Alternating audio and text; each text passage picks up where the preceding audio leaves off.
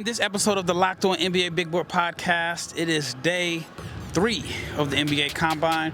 But guess what? We got some real 5-on-5 action today. So James and I, we're going to share our thoughts on the players who stood out in the 5-on-5 games. We're going to talk about Dylan Harper and his fit with the San Antonio Spurs, potential fit with the San Antonio Spurs.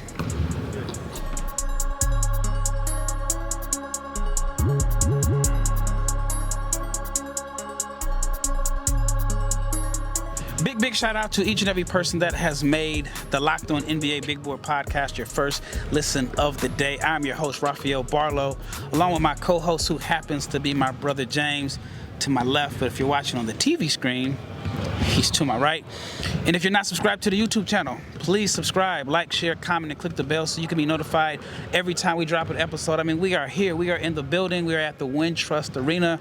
If you hear some basketballs bouncing, it is because there are some agencies that are preparing for a pro day. If you're not familiar with a pro day is basically when the arena is filled with NBA scouts and executives, and the agencies are putting their players through their own drills.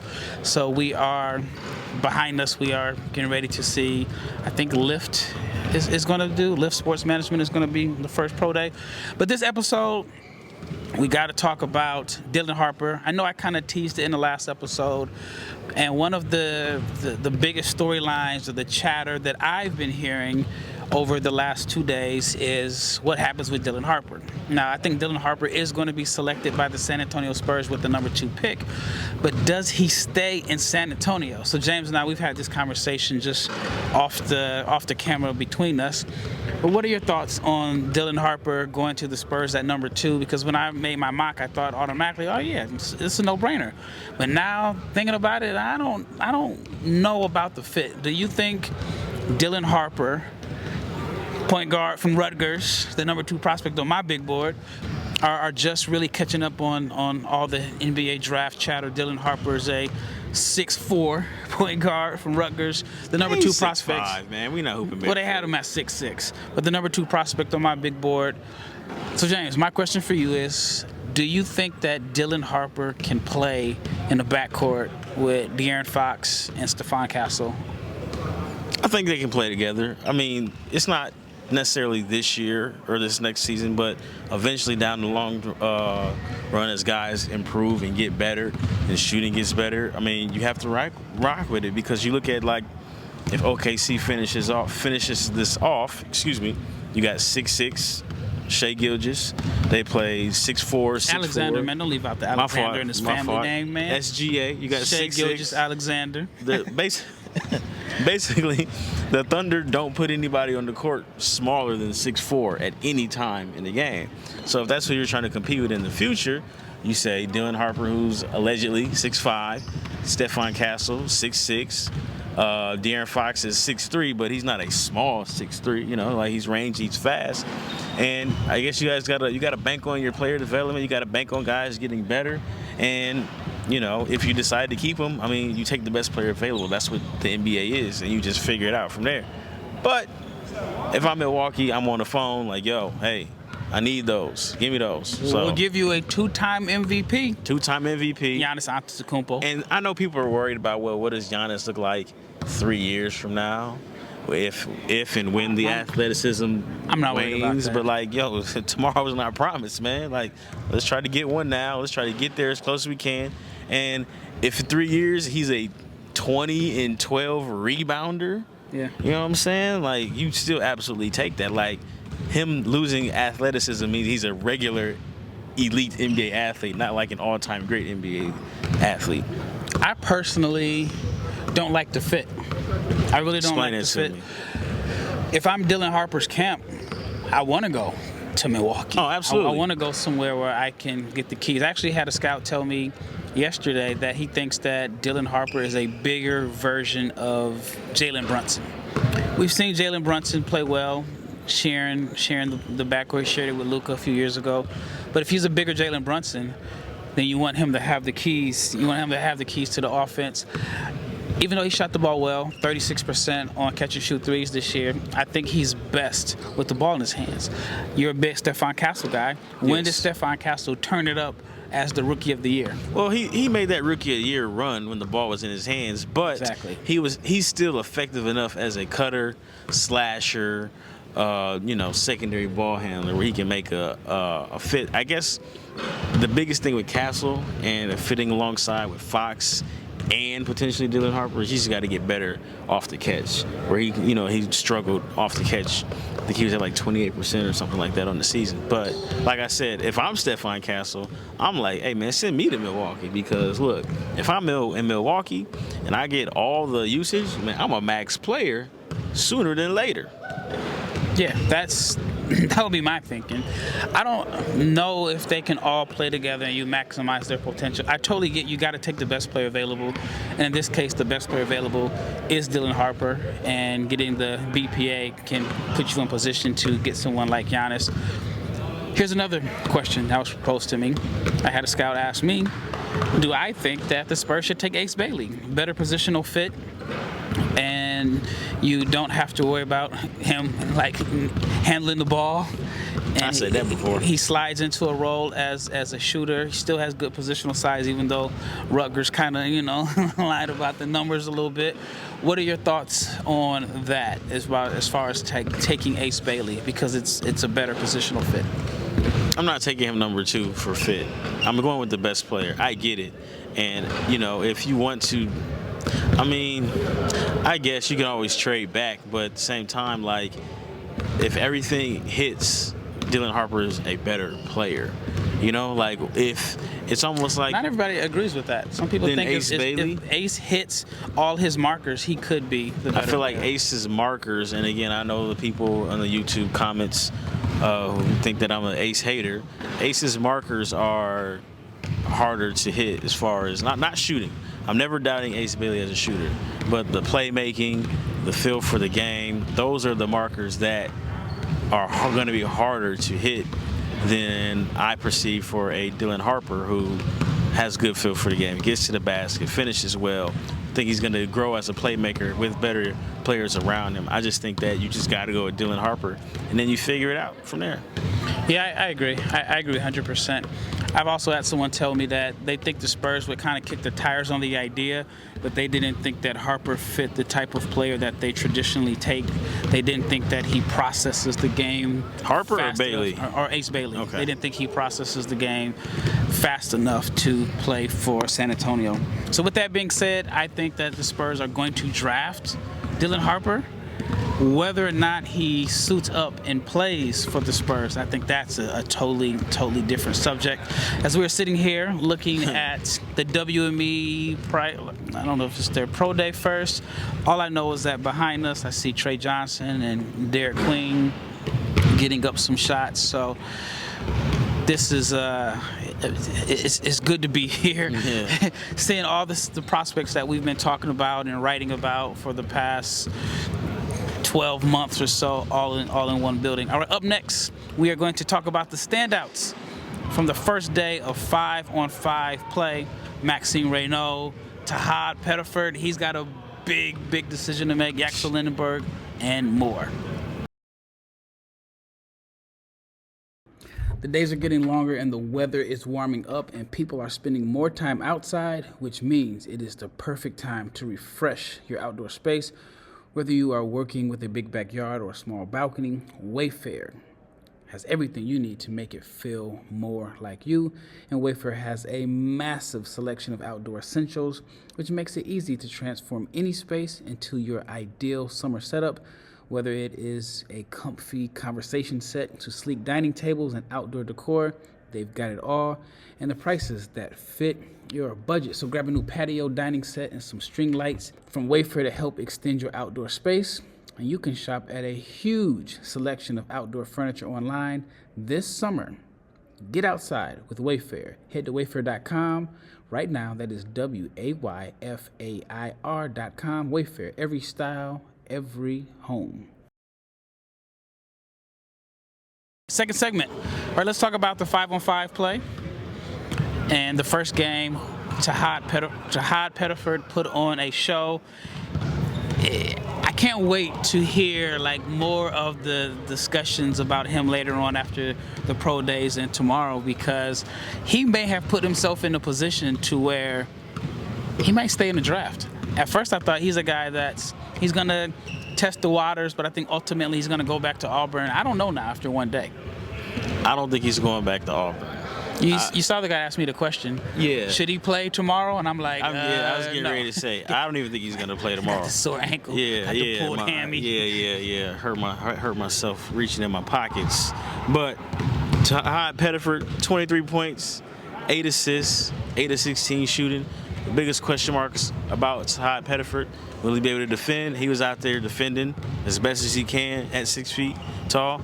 He's going to check the box that you want as a smaller guard, as an athlete, and then second highest vertical. Second highest vertical, crafty off the dribble. Offensively, he's fine. And pick and roll, he took advantage of guys.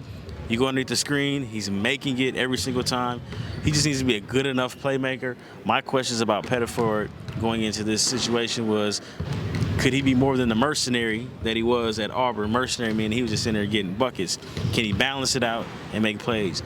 Does he have to be Tyrese Halliburton? Absolutely not. But make enough plays here and there and, defend to the best of your ability. I think he's going to get a first-round grade after this. And I'm going to see him tomorrow walking around the hotel, and he had these fuchsia-colored fuzzy slides on. So that's what I expect to see him in tomorrow, not in any game attire at all. Yeah, man, I'm looking forward to hearing what happens. One of the things that I heard prior to the draft is that if there's a team that has a real developmental plan for him and is going to take him in the first round, then he is going to stay in the draft.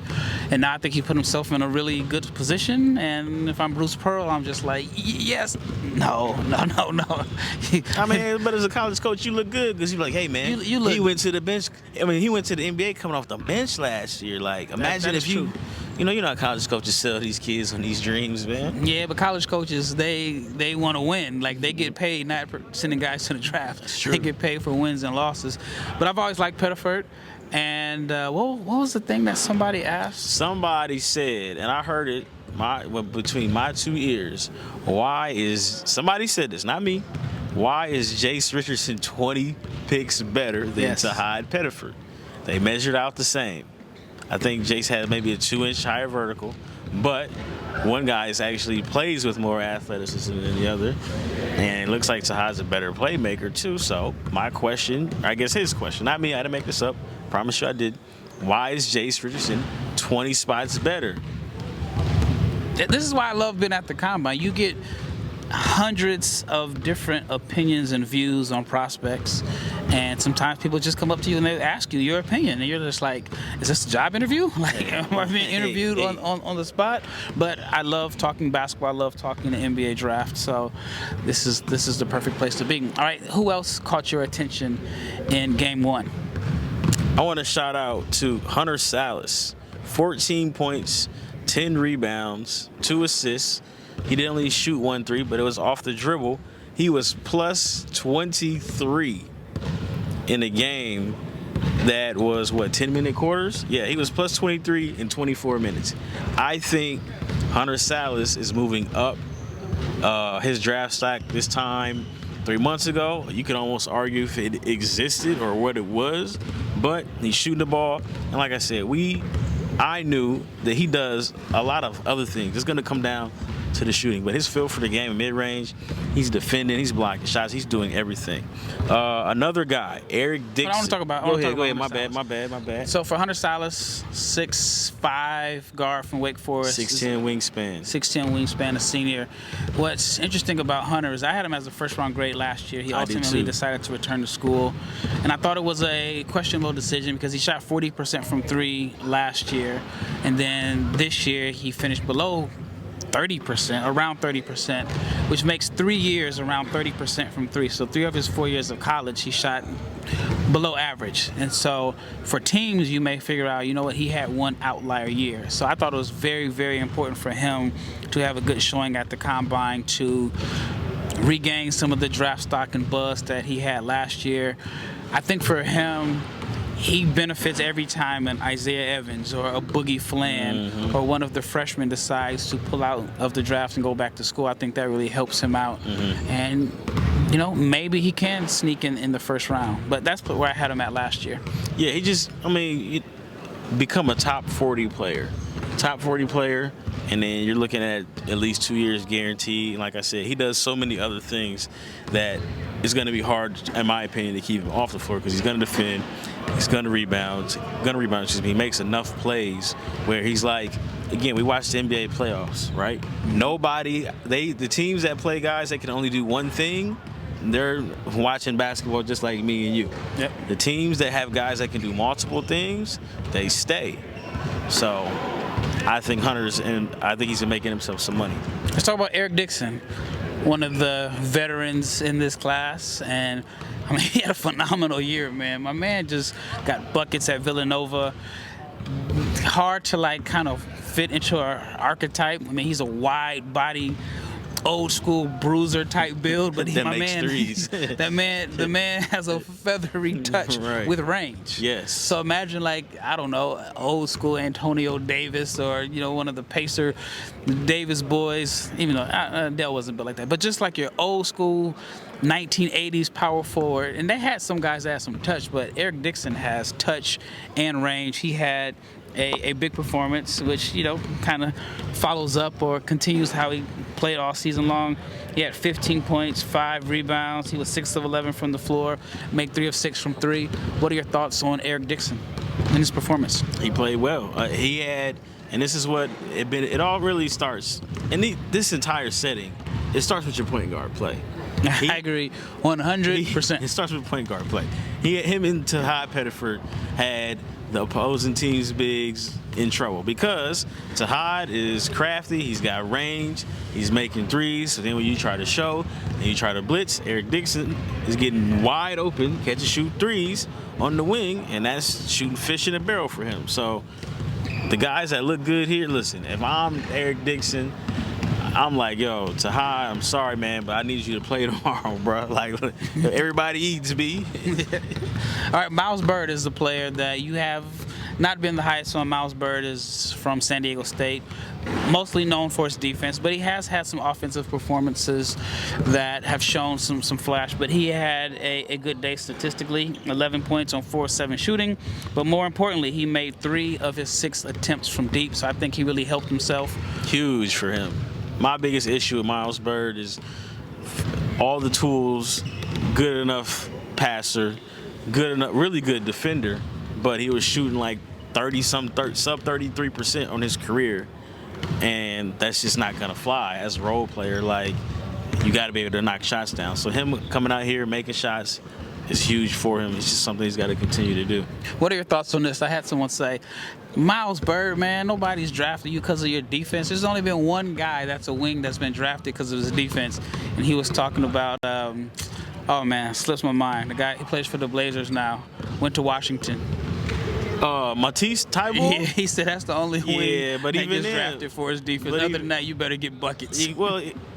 Listen, you're not gonna get that argument from me. I feel like, I mean, defense is great, but if you can't play offense in the modern NBA, you on the bench. I mean, like, you know, don't disrespect, but Isaac Okoro was a top 5 pick. Oh yeah. And he's playing mop-up minutes now. Forgot about that. So yeah. I mean, like, I get it. Defense is great, but you know, we can scheme to hide somebody. You know, at some point. I don't know, man. I'm not with drafting DBs, but. Back to Miles Byrd. Well, hold on. Tahad Pettiford is on the court. He might be going through a... No, those not basketball shoes. Yeah, he don't have on basketball shoes. I don't know. Derek Queen got on sweats, and he's got on... Derek Queen doesn't have to break a sweat all weekend, though. He's good. Trey Johnson's shoes unlaced. So we're sitting here preparing for the WME Pro Day. They just getting some shots up. I don't know. Pettiford, he looked like he might play. All right. You probably ask Maybe we get him. Hey, man, you want to climb up these stairs and join the podcast? All right, let's talk about Australian wing Alex Tui. Tui's a guy that I have not been the highest on, but he had a strong performance with 15 points, 5 of 7 from the floor. He also made 3 of 5 from 3. What did you see out of Alex Tui? The 3 or 5 from 3 is really big for him because I know at some time, at least this time last year, he kind of struggled shooting. He did improve on it this year. He's somebody, again, day 2, you're going to look for him to have a big game because, again, we assume that Ty Pettiford is not playing, so there's going to be more opportunities for him to do more, but that's good. I wanted to shout out my guy, Yannick Conan Niederhauser. I know he didn't fill it up like he did in the G League portion of this event, but he did have 7 points, 4 rebounds, and an assist. He did have a monster dunk on the offensive end, but again, he's another guy who I'm like, yo, Tahad, do me a solid. I need you tomorrow because I didn't do enough today, at least in my opinion, to, get myself where I need to be. So point guard play is going to be huge. Shopping for a car should be exciting, not exhausting. But between the confusing prices and hidden fees, it can feel very, very overwhelming. And that's why I love using CarGurus. They help you cut through the noise and show you the best deals with full confidence.